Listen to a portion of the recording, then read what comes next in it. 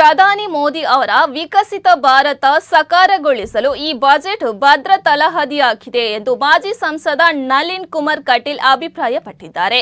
ಕೃಷಿ, ಶಿಕ್ಷಣ, ಕೈಗಾರಿಕೆ, ಗ್ರಾಮೀಣಾಭಿವೃದ್ಧಿ, ಪ್ರವಾಸೋದ್ಯಮ ಸಹಿತ ಎಲ್ಲ ಕ್ಷೇತ್ರಗಳ ಅಭಿವೃದ್ಧಿಗೆ ಆದ್ಯತೆ ನೀಡಿರುವ ದೇಶದ ಸರ್ವಾಂಗೀಣ ಪ್ರಗತಿಗೆ ಪೂರಕವಾದ ಬಜೆಟ್ ಮಂಡನೆಯಾಗಿದೆ.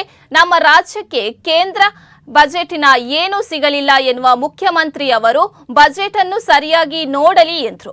ಬೆಂಗಳೂರಿನಲ್ಲಿ ಕರೆದಿದ್ದ ಸುದ್ದಿಗೋಷ್ಠಿಯಲ್ಲಿ ಮಾತನಾಡಿದ ಕಟೀಲ್, ಕರ್ನಾಟಕ ರಾಜ್ಯಕ್ಕೆ ಕೃಷಿ, ರೈಲ್ವೆ, ಮೀನುಗಾರಿಕೆ, ಮಹಿಳಾ ಸ್ವಸಹಾಯ ಸಂಘ, ಜಲಸಾರಿಗೆ ಸಹಿತ ವಿವಿಧ ಕ್ಷೇತ್ರಗಳಿಗೆ ಕೇಂದ್ರದ ಬಜೆಟ್ನಿಂದ ಹಲವು ಪ್ರಯೋಜನಗಳಿವೆ. ಇದು ರಾಜ್ಯದ ನಾಯಕರಿಗೆ ಕಾಣುವುದಿಲ್ಲ ಎಂದರು. ದೇಶದ ಆರ್ಥಿಕ ಅಭಿವೃದ್ಧಿಯಲ್ಲಿ ಪ್ರಮುಖ ಪಾತ್ರ ವಹಿಸುತ್ತಿರುವ ಪ್ರಮುಖ ನಗರಗಳ ಅಭಿವೃದ್ಧಿಗಾಗಿ ನಗರ ಆರ್ಥಿಕ ವಲಯ ಯೋಜನೆಯನ್ನು ಆರಂಭಿಸಲಾಗಿದೆ. ಈ ಯೋಜನೆಯಲ್ಲಿ ಬೆಂಗಳೂರನ್ನು ಕೂಡ ಸೇರಿಸಲಾಗಿದೆ. ಇದಕ್ಕಾಗಿ 5 ವರ್ಷಗಳಲ್ಲಿ 5,000 ಕೋಟಿ ರೂಪಾಯಿಗಳನ್ನು ಬೆಂಗಳೂರಿಗೆ ನೀಡಲಾಗುತ್ತಿದೆ ಎಂದರು. ಈ ಸಂದರ್ಭದಲ್ಲಿ ದಕ್ಷಿಣ ಕನ್ನಡ ಬಿಜೆಪಿ ಮುಖಂಡರಾದ ಸತೀಶ್ ಕುಂಪಲ, ಮೋನಪ್ಪ ಭಂಡಾರಿ, ವಸಂತ್ ಪೂಜಾರಿ, ಪ್ರೇಮಾನಂದ ಶೆಟ್ಟಿ ಮತ್ತಿತರರು ಉಪಸ್ಥಿತರಿದ್ದರು. ಉದ್ಯೋಗ ಸೃಷ್ಟಿ ಮಾಡತಕ್ಕಂತ, ಕೃಷಿಕರಿಗೆ ಆದ್ಯತೆ ಕೊಡತಕ್ಕಂತ, ಮೀನುಗಾರರ ಜೀವನವನ್ನು ಬೆಳಕು ತರತಕ್ಕಂತ ಕೆಲಸ ಕಾರ್ಯಗಳು ಈ ಬಜೆಟ್ ಇಂದ ಆಗಿದೆ. ದಕ್ಷಿಣ ಕನ್ನಡ ಜಿಲ್ಲೆಯ ಭಾರತೀಯ ಜನತಾ ಪಾರ್ಟಿ ಇದನ್ನು ಸ್ವಾಗತಿಸುತ್ತದೆ. ಪ್ರಧಾನಮಂತ್ರಿಗಳನ್ನು ಅಭಿನಂದಿಸುತ್ತೇವೆ. ಕಳೆದ 10-11 ವರ್ಷಗಳ ಕಾಲದ ಆಡಳಿತ ಇವತ್ತು ದೇಶದ ಜನರಿಗೆ ನರೇಂದ್ರ ಮೋದಿ ಸರ್ಕಾರದ ಮೇಲೆ ವಿಶ್ವಾಸಗಳು ಬಂದಿದೆ. 11ನೇ ಸ್ಥಾನದಲ್ಲಿರ್ತಕ್ಕಂಥ ಭಾರತ ಆರ್ಥಿಕವಾಗಿ ಇವತ್ತು 4ನೇ ಸ್ಥಾನಕ್ಕೆ ಬಂದಿದೆ. ಜಗತ್ತು ಇವತ್ತು ಭಾರತ ಕಡೆಗೆ ಗಮನವನ್ನು ಸೆಳೀತಾ ಇದೆ.